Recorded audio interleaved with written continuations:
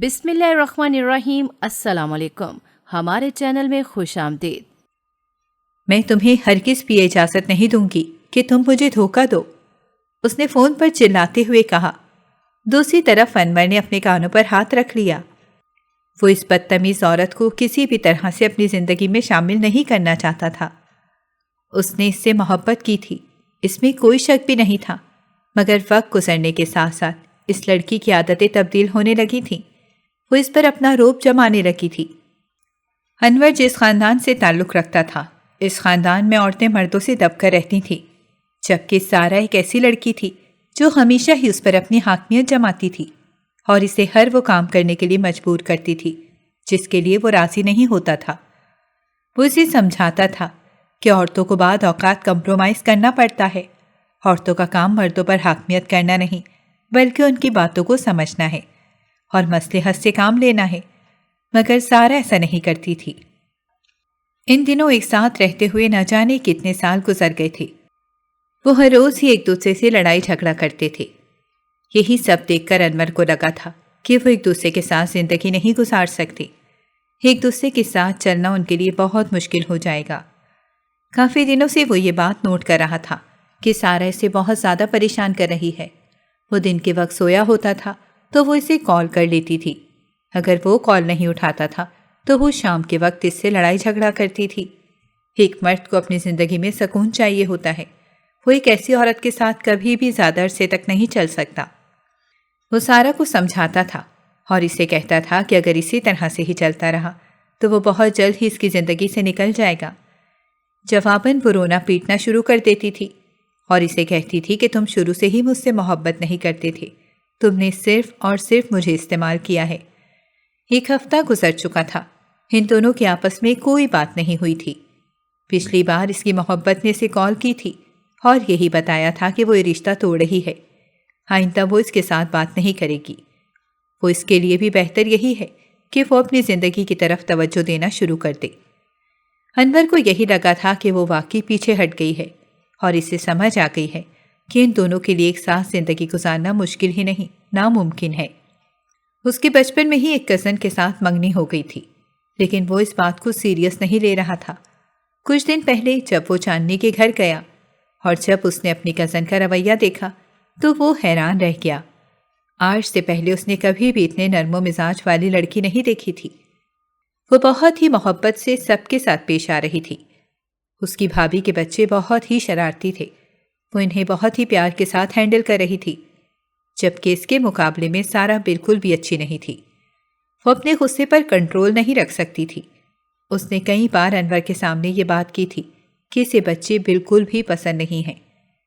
وہ نہ چاہتے ہوئے بھی ان دونوں کا آپس میں کمپیریزن کرنے لگا اور اس سارے مقابلے میں اسے اپنی کزن ہی بہتر لگی۔ گھر جانے کے بعد اس کی ماں نے اس سے دوبارہ سے اس بارے میں سوال کیا تو وہ شادی کرنے کے لیے راضی ہو گیا۔ اس کی عمر 26 سال ہو گئی تھی اور اب وہ اپنی زندگی کا باقی حصہ سکون سے گزارنا چاہتا تھا۔ اسے ایک ایسی عورت کی ضرورت تھی جو اسے سمجھے، جو اس کے ساتھ قدم قدم ملا کر چلے اور جو اس کے آرام اور سکون کا خیال رکھے اور اس کے ساتھ ساتھ اسے ذہنی اذیت بھی نہ دے۔ اس کی منگنی کی باتیں شروع ہو گئیں۔ چاندنی کو جب اس بارے میں پتہ چلا تو وہ بھی بہت خوش ہو گئی۔ بچپن سے ہی اس نے انور سے محبت کی تھی اور اس کے ہی خواب دیکھے تھے۔ بیچ میں جب اسے پتہ چلا تھا کہ اس کا منگیتر کسی اور میں دلچسپی لینے لگا ہے تو وہ بہت دل برداشتہ ہو گئی تھی۔ سارا دن روتی رہتی تھی۔ اس کی راتیں بھی بہت بے چین گزرتی تھیں۔ وہ اکثر ہی جائے نماز پر پائی جاتی تھی۔ اس نے اپنے منگیتر کو حاصل کرنے کے لیے وظیفے شروع کر دیے تھے۔ اب اسے لگ رہا تھا جیسے اس کی دعائیں قبول ہو گئی ہیں۔ وہ اپنے رب کا جتنا بھی شکر ادا کرتی کم تھا۔ اس کی سہیلیاں بھی اسے چڑھاتی اور اسے کہتی کہ اگر انور کی جگہ تم نے ایک ایسے انسان کی تمنا کی ہوتی جو بہت ہی خوبصورت ہوتا تو تمہاری قسمت کھل جاتی۔ اور وہ آگے سے پھیکے سے انداز میں مسکراتے ہوئے جواب دیتی تھی کہ میں نے جس چیز کو بھی چاہا ہے وہ مجھے مل گیا ہے، اب اس کے علاوہ مجھے کسی اور کی تمنا نہیں ہے۔ دوسری طرف سارا کافی دنوں سے خود پر کنٹرول کر رہی تھی۔ اسے لگ رہا تھا کہ وہ اس سے دور ہو جانے کے بعد خوش ہوگی، مگر ایسا نہیں ہوا۔ روتے ہوئے دوبارہ سے اس نے اپنے محبوب کو کال ملائی اور اسے کہا کہ میں تمہارے بغیر نہیں رہ سکتی۔ اب تو مجھے تمہاری عادت ہو گئی ہے۔ تمہارے بغیر زندگی گزارنا میرے لیے مشکل ہی نہیں ناممکن ہے۔ میری زندگی میں دوبارہ سے شامل ہو جاؤ۔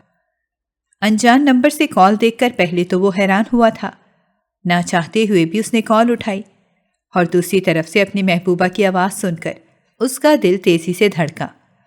بلا شبہ اسے اس لڑکی سے بہت محبت تھی۔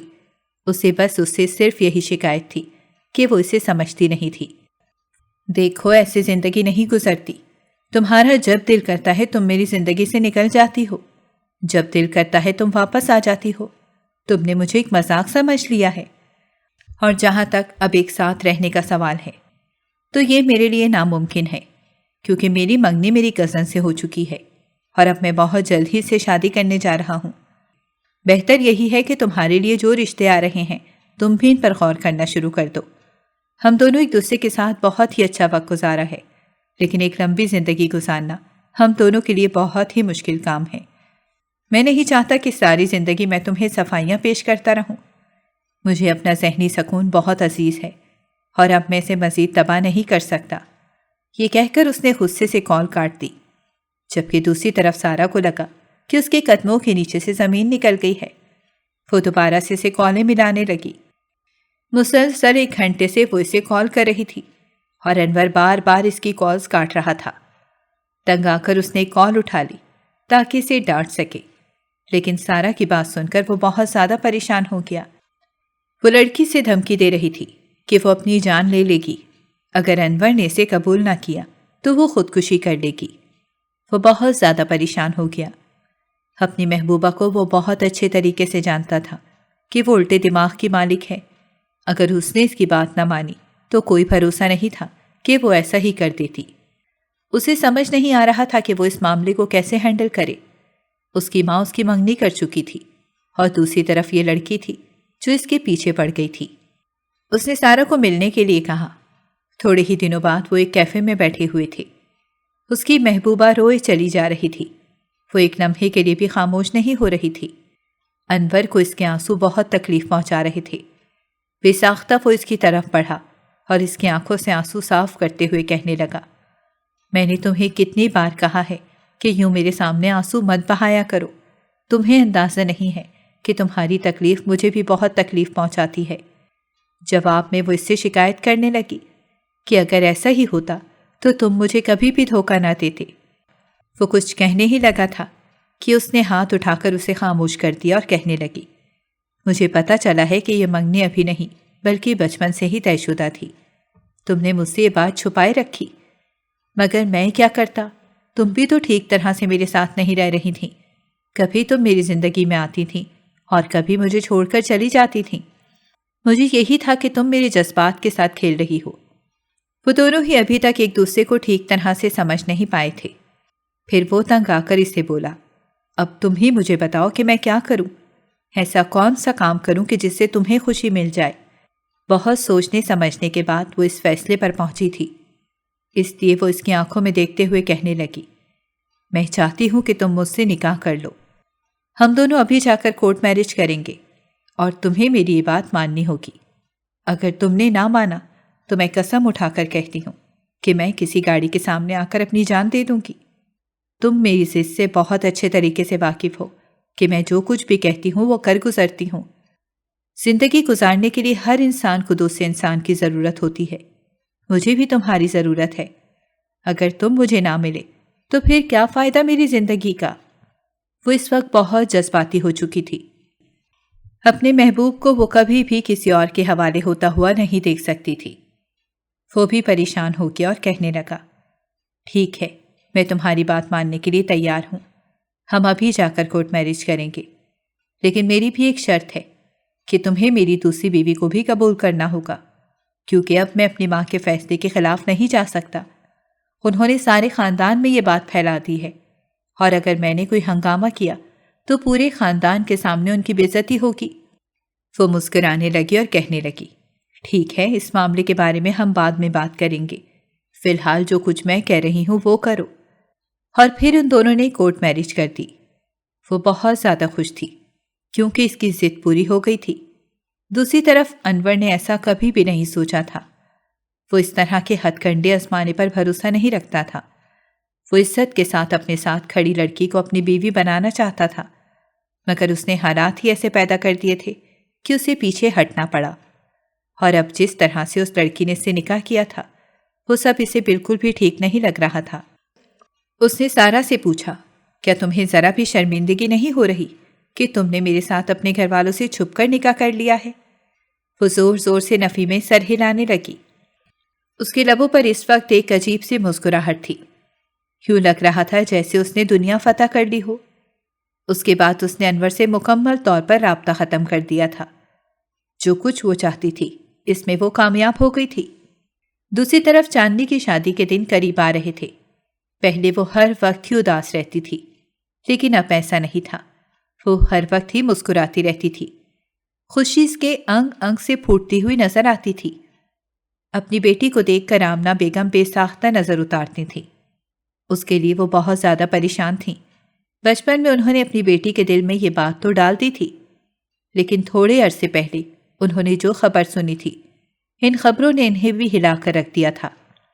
ایک دن چاندنی صحن میں بیٹھی ہوئی تھی جب انور اس کے گھر کے اندر داخل ہوا۔ وہ اسے دیکھ کر شرمانے لگی اور نظریں چرانے لگی۔ انور کے دل میں شدید تکلیف اٹھی۔ اسے اندازہ تھا کہ وہ اس لڑکی کے ساتھ ایک بہت بڑی زیادتی کر رہا ہے، مگر وہ کیا کرتا؟ وہ بہت زیادہ مجبور ہو گیا تھا۔ اندر جانے کے بجائے وہ اس کے قریب ہی جا کر بیٹھ گیا تھا کہ وہ اس سے تھوڑی سی باتیں کر سکے۔ ابھی اس نے بات چیت شروع ہی کی تھی کہ چاندنی نے کانپتی ہوئی آواز میں کہا، میں شادی سے پہلے بات کرنے پر بھروسہ نہیں رکھتی۔ بہتر یہی ہے کہ جب ہمارا نکاح ہو جائے تبھی ہم ایک دوسرے سے تفصیل سے بات کریں۔ یہ کہہ کر وہ خاموشی سے اٹھ کر کمرے میں چلی گئی۔ وہ اپنے بالوں میں ہاتھ پھیرنے لگا۔ یہ سب سن کر اسے تھوڑی سی شرمندگی تو ہوئی تھی، لیکن وہ اس لڑکی کی فطرت کو بھی سمجھ گیا تھا کہ وہ باقی لڑکیوں سے کافی مختلف ہے۔ اور پھر اس کی شادی کا دن بھی آ گیا۔ اس کی مہندی تھی۔ سب لڑکیاں صحن میں ڈھولکی رکھے بیٹھی ہوئی تھیں۔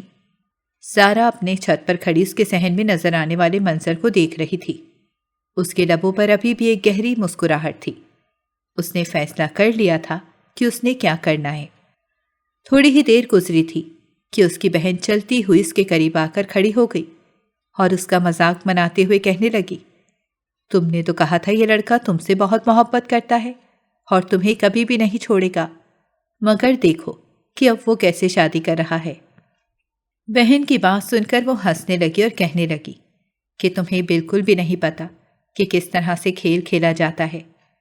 میں اپنے حصے کی بازی کھیل چکی ہوں، میں نے اب تھوڑا سا انتظار کرنا ہے۔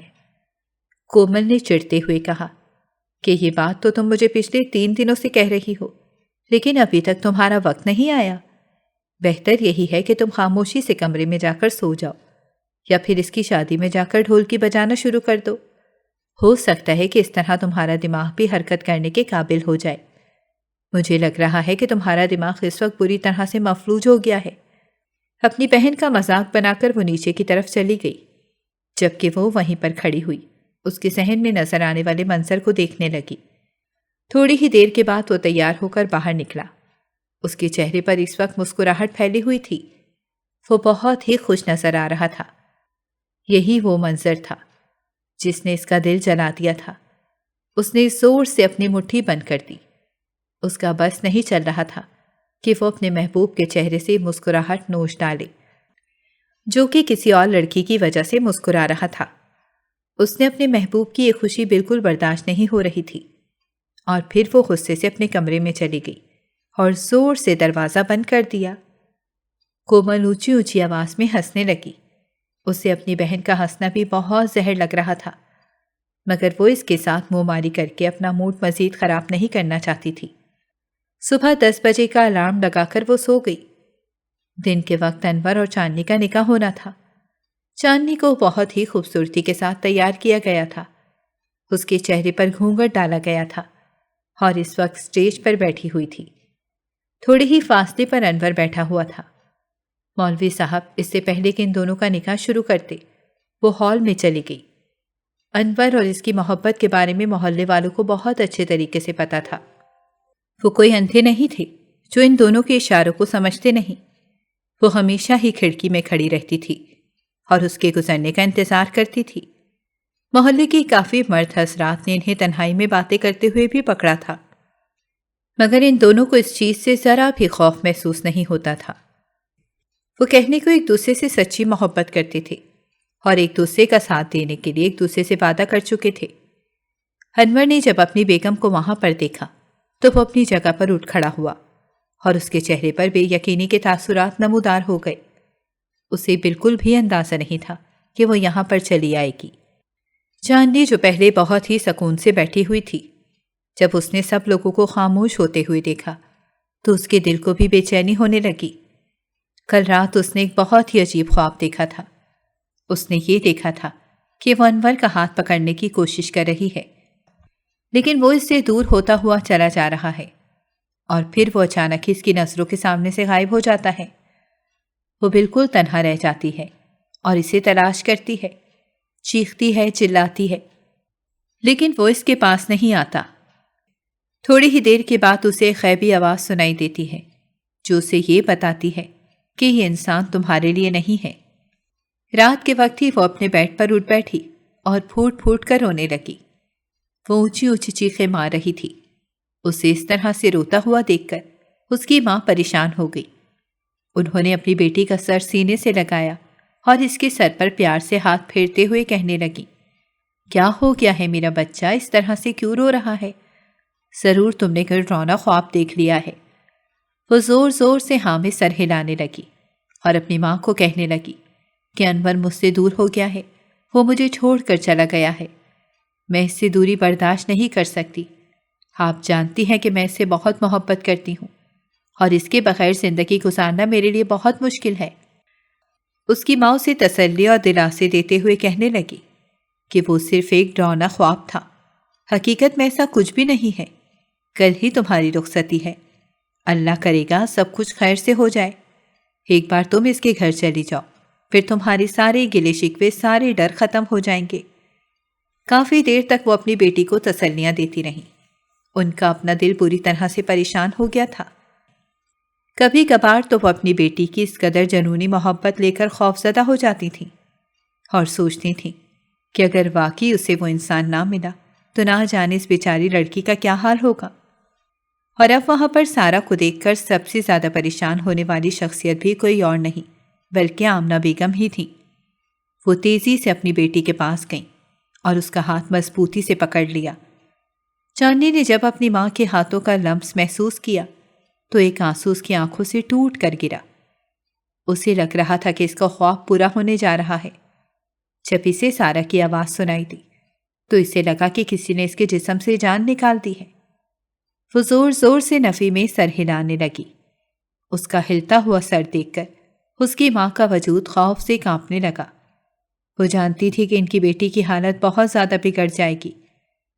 جس لمحے کا اس نے اتنی شدت سے انتظار کیا تھا، آج وہ لمحہ تو آ ہی گیا تھا، لیکن اس لمحے کو برباد کرنے کے لیے وہ لڑکی بھی چلی آئی تھی۔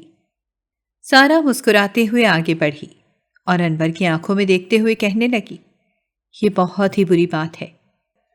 اپنی ایک بیوی کے ہوتے ہوئے تم کیسے دوسری شادی کر سکتے ہو؟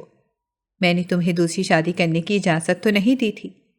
وہاں پر موجود سب لوگوں کے منہ حیرت سے کھلے کے کھلے رہ گئے۔ وہ بے یقینی سے انور کے چہرے کی طرف دیکھنے لگے، جسے اس وقت شدید شرمندگی کا احساس ہو رہا تھا۔ اسے بالکل بھی اندازہ نہیں تھا کہ وہ لڑکی اس کے ساتھ ایسا کھیل کھیلے گی۔ وہ اپنی امی کی طرف بڑھا اور انہیں کچھ کہنا چاہا، لیکن اس کی امی نے ہاتھ اٹھا کر اسے خاموش رہنے کا اشارہ کیا اور اپنی بہو کی طرف بڑھ گئیں۔ جب ان کے سامنے گئیں تو انہوں نے سارا کے چہرے پر ایک زوردار تھپڑ مارا۔ وہ بھی اس کے لیے بالکل تیار نہیں تھی۔ اس کا چہرہ یکدم ہی شرمندگی کی وجہ سے لال ہو گیا تھا، مگر وہ جانتی تھی کہ اگر اس وقت اس نے اس عورت کے ساتھ بدتمیزی کا اظہار کیا تو معاملہ بڑھ جائے گا۔ وہ اپنی آنکھوں میں آنسو لے آئی اور تیزی سے چلتے ہوئے انور کے پاس گئی اور اس کا ہاتھ پکڑتے ہوئے کہنے لگی، میں کبھی بھی تمہارے پاس نہیں آتی، لیکن یہ سب کچھ میں نے تمہاری ماں کی وجہ سے کیا ہے۔ تمہاری ماں نے کل آ کر مجھے دھمکی دی تھی اور کہا تھا کہ جب وہ تمہاری زندگی میں چاندنی کو لے آئے گی تو اس کے بعد وہ میرا قصہ بھی ہمیشہ ہمیشہ کے لیے ختم کر دیں گی۔ میں نہیں جانتی تھی کہ ان کو ہمارے رشتے کے بارے میں کس نے بتایا۔ میں بہت زیادہ خوفزدہ ہو گئی تھی۔ تھوڑی ہی دیر کے بعد چاندنی کا باپ بھی وہاں پر پہنچ گیا۔ جب اس نے یہ سب کچھ سنا تو اس کا خون غصے سے کھول اٹھا۔ وہ تو کبھی بھی اپنی بیٹی کی شادی ایک شادی شدہ مرد کے ساتھ نہیں کر سکتا تھا۔ اس نے اسی وقت ہی رشتہ توڑ دیا، اور پھر اس کے ساتھ ہی چاندنی کی نظروں کے سامنے اندھیرا چھانے لگا اور وہ بے ہوش ہو کر گر پڑی۔ سارا بہت زیادہ خوش تھی۔ اسے لگ رہا تھا کہ اسے اس کی زندگی کی سب سے بڑی دولت مل گئی ہو۔ دوسری طرف جب اس کی والدہ کو اس بارے میں پتہ چلا تو انہوں نے سارا کو اپنی بیٹی ماننے سے ہی انکار کر دیا، اور انہوں نے اسے صاف صاف کہہ دیا تھا کہ اب ہمارا تمہارے ساتھ کوئی بھی تعلق نہیں ہے۔ بہتر یہی ہے کہ اب دوبارہ کبھی بھی تم ہمارے گھر نہ آؤ۔ اسے تو جیسے سب سے کوئی فرق ہی نہیں پڑ رہا تھا۔ وہ تو اپنی ضد پوری کرنا چاہتی تھی، اور وہ اس میں کامیاب بھی ہو چکی تھی۔ ویسے تو اس کا نکاح ہو چکا تھا، لیکن انور نے پوری دنیا کے سامنے دوبارہ اسے اپنے نام کر دیا۔ اس کی شادی دنیا کی سب سے انوکھی شادی تھی۔ اس میں اس کے گھر کا کوئی تھا۔ محلے کے کافی لوگ بھی جا چکے تھے۔ جب ان کا نکاح ہو گیا تب اسے ایک عورت کی آواز سنائی دی، جسے سن کر وہ ایک لمحے کے لیے کانپ گئی تھی۔ وہ عورت اسے کہہ رہی تھی کہ تم نے ایک لڑکی کے ساتھ بہت بڑی زیادتی کی ہے، تمہیں زیادتی کا بدلہ دینا پڑے گا۔ تم نے اس کی خوشیوں کو کچلا ہے، تم بھی کبھی خوش نہیں رہ پاؤ گی۔ جب اس نے نظریں گھما کر دیکھا تو وہ عورت چاندنی کی پھپھو تھی۔ اس نے جلدی سے نظریں پھیر لیں اور اپنے دل کو پرسکون کرنے کی کوشش کرنے لگی، مگر وہ اس میں بہت بری طرح سے ناکام ہو رہی تھی۔ اس نے نظریں گھما کر انور کی طرف دیکھا، مگر وہ سامنے دیوار کی طرف دیکھ رہا تھا۔ اس کا چہرہ ہر طرح کے تاثرات سے بالکل پاک تھا۔ اسے شدت سے اپنی غلطی کا احساس ہوا۔ اب اسے لگ رہا تھا کہ اس نے واقعی اپنے ساتھ بہت بڑا ظلم کر دیا ہے۔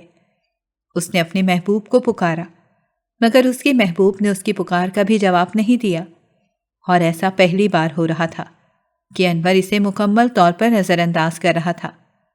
یہ سب کچھ بھی وہ پی گئی۔ اس سے نکاح کرنے کے بعد وہ اسے اپنے گھر لے کر آ گیا۔ نوشین بیگم انتہائی غصے سے اپنی بہو کے چہرے کی طرف دیکھ رہی تھی، جس نے ساری دنیا کے سامنے انہیں ذلیل و رسوا کر کے رکھ دیا تھا۔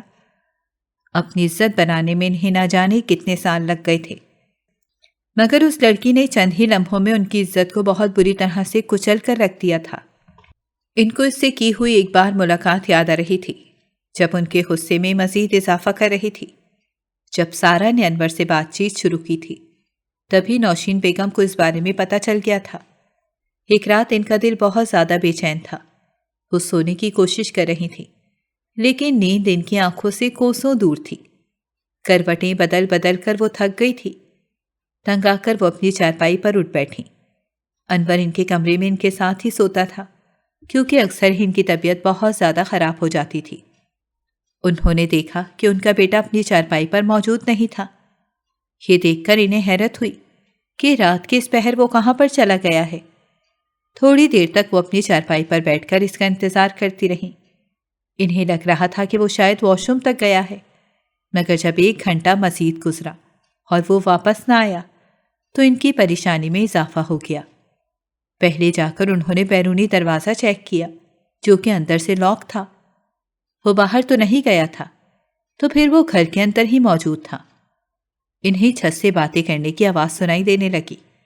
وہ دبے قدموں چھت کی طرف چل دیں، لیکن سامنے کا منظر دیکھ کر انہیں ایک لمحے کے لیے اپنی آنکھوں پر یقین ہی نہیں آیا۔ سارا اس وقت ان کے گھر کی چھت پر موجود تھی اور انور کے ساتھ گپے ہانک رہی تھی۔ وہ اس بات سے مکمل طور پر انجان تھی کہ اس کی ہونے والی ساس ان سے تھوڑے ہی فاصلے پر کھڑی ہیں۔ انہوں نے جب اس لڑکی کو باتیں کرتے ہوئے دیکھا تو انہیں بہت ہی غصہ آیا۔ وہ انتہائی بدتمیزی سے پیش آ رہی تھی اور ان کے بیٹے کو تم کہہ کر مخاطب کر رہی تھی۔ وہ ان کے بیٹے پر روب جما رہی تھی اور اس کا لہجہ گستاخی سے بھرپور تھا۔ آج تک انہوں نے کبھی بھی اپنے شوہر سے اس لہجے میں بات نہیں کی تھی۔ ان کو اپنے بیٹے پر بھی غصہ آ رہا تھا، جو کہ بہت ہی آرام سے اس کا لہجہ برداشت کر رہا تھا۔ نوشین بیگم کو جب ان دونوں نے وہاں پر دیکھا تو دونوں ہی بہت زیادہ ڈر گئے۔ وہ ایک بھی لمحے کی دیری کیے بغیر اپنے گھر کی طرف بھاگ گئی۔ وہ اپنے بیٹے کے پاس جا کر بیٹھ گئی اور اسے کہنے لگی، مجھے بالکل بھی امید نہیں تھی کہ تم اس قدر بے غیرت ہو سکتے ہو۔ وہ نظریں چرانے لگا۔ وہ سمجھ رہا تھا کہ شاید اس کی ماں اس وجہ سے اسے ذلیل کر رہی ہیں کیونکہ وہ رات کے اس پہر ایک لڑکی کے ساتھ بیٹھا ہوا تھا۔ وہ نہیں جانتا تھا کہ اس کی ماں کے ذہن میں تو کچھ اور ہی چل رہا ہے۔ میں سوچ بھی نہیں سکتی تھی کہ تم کسی لڑکی سے دب کر رہ سکتے ہو۔ وہ لڑکی تم سے بہت ہی بدتمیزی سے پیش آ رہی تھی۔ تمہیں چاہیے تھا کہ تم اس کا منہ توڑ دو۔ ماں کی اگلی بات سن کر وہ دوبارہ سے نظریں چرانے لگا اور انہیں کہنے لگا کہ میں اس لڑکی سے محبت کرتا ہوں، اس وجہ سے اسے کچھ بھی ایسا نہیں کہہ سکتا جس سے اسے تکلیف پہنچی۔ انہوں نے ایک گہری سانس لی اور اپنے بیٹے کے ساتھ ہی بیٹھ گئیں۔ انہوں نے اسے کہا کہ تمہارے باپ نے بھی مجھ سے محبت کی تھی، وہ بھی میری بہت عزت کرتا تھا اور میری بہت قدر کرتا تھا، لیکن اس کے ساتھ ساتھ میرے دل میں ان کے لیے ڈر بھی موجود تھا۔ میں نے کبھی بھی ان کے سامنے اونچی آواز میں بات نہیں کی تھی اور نہ ہی کبھی کوئی ایسا کام کیا تھا جس سے وہ ناراض ہوں۔ میں ہمیشہ ہی ان کی فکر میں لگی رہتی تھی۔ نوشین بیگم کا شمار ایسے لوگوں میں ہوتا تھا جو اپنے بچوں سے کچھ بھی نہیں چھپاتے تھے۔ انہوں نے اپنے بیٹے کو کہا کہ جس طرح تم اس سے ملاقات کرتے ہو، اس میں کوئی شک نہیں کہ میں نے بھی اپنے شوہر سے ایسے ہی ملاقات کی تھی، اسی وجہ سے تو میں آج تمہیں کچھ بول نہیں پائی، مگر میں نے کبھی بھی ان کے سامنے اس طرح نخرے نہیں دکھائے تھے جس طرح سے تمہیں یہ لڑکی نخرے دکھا رہی ہے۔ بہتر یہی ہے کہ جتنا جلدی ہو سکے اسے چھوڑ دو، کیونکہ یہ تمہاری زندگی اجیرن بنا دے گی۔ ان دنوں انور کو نئی نئی محبت ہوئی تھی، اس وجہ سے اس پر اپنی ماں کی باتیں اثر نہیں کر رہی تھیں، لیکن جب تھوڑا سا وقت گزرا تو اسے اندازہ ہونے لگا کہ وہ لڑکی واقعی اب کچھ زیادہ ہی سر پر چڑھنے لگی ہے، مگر اب وہ اسے اپنے سر سے اتار نہیں پا رہا تھا۔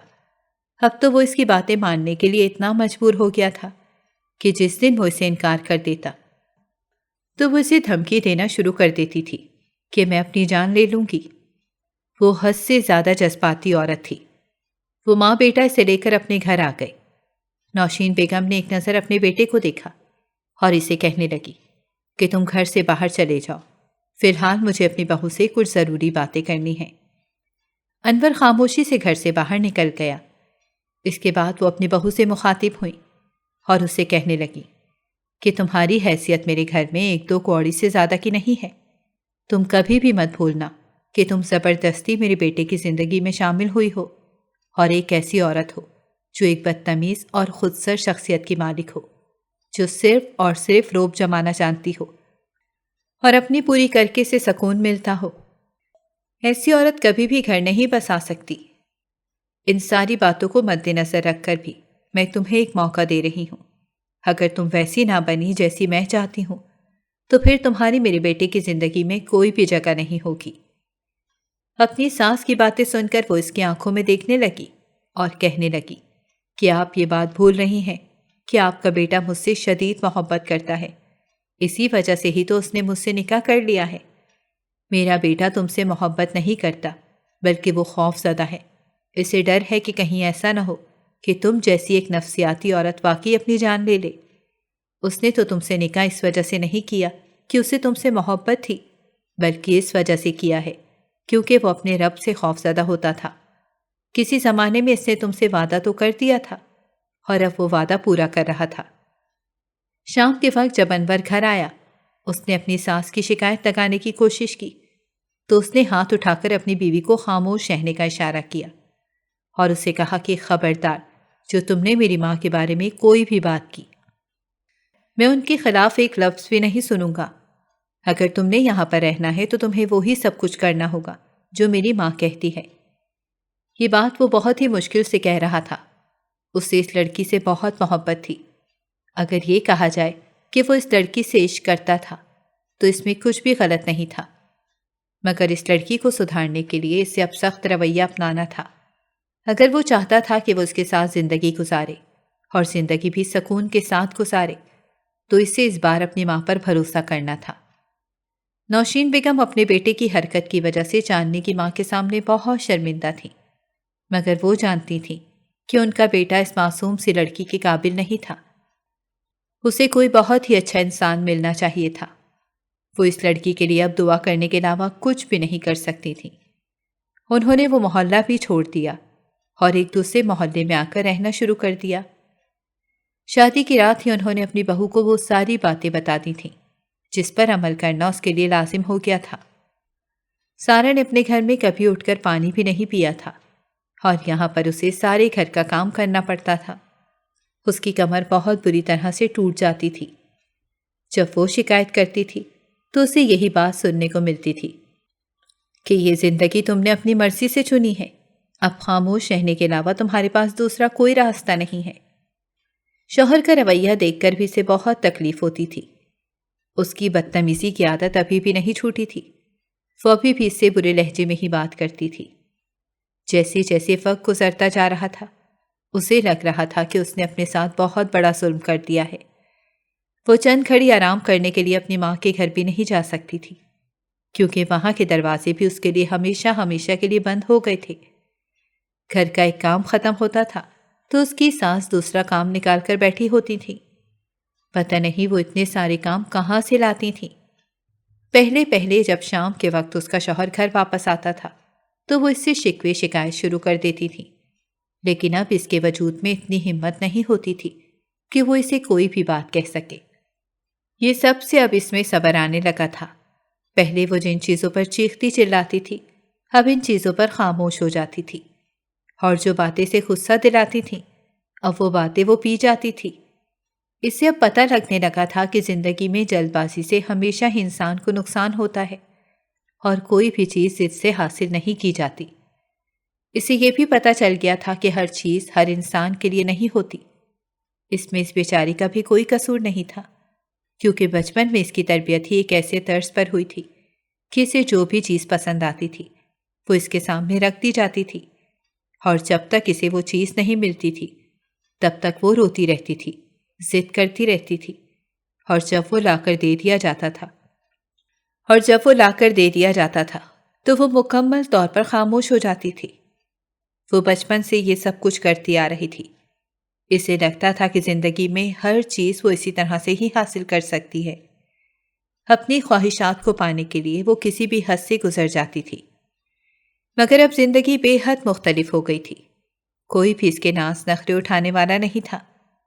وہ انسان جو اس سے بہت محبت کرتا تھا اس کی بدتمیزیوں کو برداشت کر جاتا تھا۔ اب وہ بھی اس سے نظریں پھیر چکا تھا۔ اب وہ صرف اور صرف اس کی ماں کے سہارے پر ہی تھی۔ وہ عورت نہ صرف اس نادان لڑکی کو صبر کرنا سکھا رہی تھی بلکہ اس کے ساتھ ساتھ وہ اسے مرد کی عزت کرنا بھی سکھا رہی تھی۔ وہ اسے ہر تھوڑی دیر کے بعد یہ بات باور کراتی تھی کہ وہ اس وقت اپنے شوہر کے سہارے پر ہے۔ اگر اس کا شوہر اسے بے سہارا چھوڑ دے تو اس کی زندگی میں کچھ بھی نہیں بچے گا، اس کا خاندان اسے قبول نہیں کرے گا، اور اس کے ساتھ ساتھ معاشرے کے لوگ بھی اس پر تھو تھو کریں گے۔ اب سارا کو اس بات کا احساس ہو رہا تھا کہ زندگی اکیلے نہیں گزاری جاتی، اور نہ ہی زندگی ضد کے سہارے پر گزاری جاتی ہے، بلکہ زندگی تو سمجھوتے کا نام ہے۔ آپ ساری زندگی اپنی مرضی نہیں چلا سکتے۔ بہت سے معاملات ایسے ہوتے ہیں جس پر آپ کو دوسروں کی بھی سننی پڑتی ہے اور دوسروں کی بھی بات ماننی پڑتی ہے۔ اسے لگتا تھا کہ وہ اپنی بے حد خوبصورتی کے باعث اپنے شوہر کو مکمل اپنے قابو میں کر لے گی اور وہ انسان ہمیشہ ہمیشہ کے لیے اس کا غلام ہو جائے گا۔ وہ کبھی بھی اس کے سامنے کوئی آواز نہیں اٹھائے گا، مگر ایسا نہیں ہوا تھا۔ سب کچھ اس کی توقع سے برعکس ہو رہا تھا۔ جیسے جیسے وقت گزرتا گیا اسے ان ساری باتوں کی سمجھ آتی گئی۔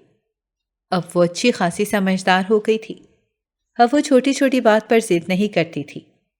پہلے وہ جس عورت سے شدید نفرت کرتی تھی اب وہ اس عورت سے محبت کرنے لگی تھی۔ اگر یہ کہا جائے کہ وہ نوشین بیگم کی قدر کرنے لگی تھی تو اس میں کچھ بھی غلط نہیں تھا، کیونکہ اس عورت نے ہی اسے صحیح طریقے سے جینا سکھایا تھا۔ پہلے وہ ہر وقت یہ جلتی رہتی تھی، مگر اب ایسا نہیں تھا۔ اب وہ مطمئن رہنے لگی تھی۔ اب وہ اپنے شوہر سے اونچی آواز میں بات نہیں کرتی تھی بلکہ اس کی بہت قدر کرتی تھی، اس کے کھانے پینے کا خیال رکھتی تھی۔ اب وہ بہت سی ایسی باتیں اپنے شوہر سے چھپاتی تھی جس سے اسے لگتا تھا کہ اس کا شوہر پریشان ہوگا۔ 6 مہینوں کے اندر اندر ہی سب کچھ مکمل طور پر ٹھیک ہو گیا تھا۔ ایک دن انور اپنی ماں کے ساتھ بیٹھا ہوا تھا۔ وہ ان سے پوچھنے لگا کہ آپ نے یہ سب کچھ کیسے کیا؟ اس کی بات سن کر وہ مسکرانے لگی اور کہنے لگی کیونکہ اس کی ماں نے اس کی تربیت ٹھیک طرح سے نہیں کی تھی۔ اگر میں بھی اس کے ساتھ ویسا ہی سلوک کرتی جیسا سلوک اس کے ساتھ اس کی ماں نے کیا تھا، اگر میں اس کی ضد ماننا شروع کر دیتی تو تمہاری زندگی بہت مشکل ہو جاتی۔ میں نے سب سے پہلے اس کی ضد کو توڑا اور اسے یہ بتایا کہ عورت کو ہمیشہ ایک مرد سے ایک قدم پیچھے رہنا چاہیے، اور اس وجہ سے نہیں کہ وہ اس سے کمتر ہے، بلکہ اس وجہ سے کیونکہ جو درجہ مرد کو حاصل ہے وہ مقام عورت کو حاصل نہیں ہے۔ مجھے اس میں کافی مشکلات کا سامنا کرنا پڑا۔ چلو شروع میں تو مجھے لگتا تھا کہ وہ بالکل بھی راضی نہیں ہوگی، لیکن جیسے جیسے وقت گزرتا رہا وہ بھی ٹھیک ہونا شروع ہو گئی۔ انہوں نے ایک نظر سارا کو دیکھا جو اب دل جمعی سے گھر کے کاموں میں لگی ہوئی تھی۔ انور اپنی ماں کا جتنا بھی شکر ادا کرتا کم تھا۔ رات کے وقت جب وہ اپنے کمرے میں گیا تو وہ پہلے سے ہی موجود تھی، اور وہ جب واپس جاتا تھا تو وہ اس سے لڑتی نہیں تھی، بلکہ اس سے سارے دن کے بارے میں پوچھتی تھی، کیسا گزرا، اور اس سے چھوٹی چھوٹی باتیں کرتی تھی۔ اب وہ اسے پہلے سے بھی زیادہ حسین لگنے لگی تھی، کیونکہ اب وہ اس کی قدر کرتی تھی، اس سے بدتمیزی نہیں کرتی تھی، اور ایک مرد کے لیے اس سے بڑھ کر خوشی کی کوئی اور بات نہیں ہوتی کہ اس کی بیوی سے محبت کرے، اس کی عزت کرے اور اس کے ماتحت رہے۔ دوسری طرف چاندنی کو ایک بہت ہی اچھا انسان مل گیا تھا۔ وہ اس سے شادی کرنے کے لیے تیار تو نہیں تھی، لیکن جب اس کے والدین نے ضد کی اور اس نے کامران کے ساتھ نکاح کر لیا تو اسے لگا کہ اس کی زندگی کی تمام خامیاں دور ہو گئی ہیں، اس کی زندگی خوشیوں سے بھر گئی۔ وہ انسانوں سے بہت محبت کرتا تھا، نے اپنی بیوی کو اتنی زیادہ محبت دی، وہ انور کو مکمل طور پر بھول گئی۔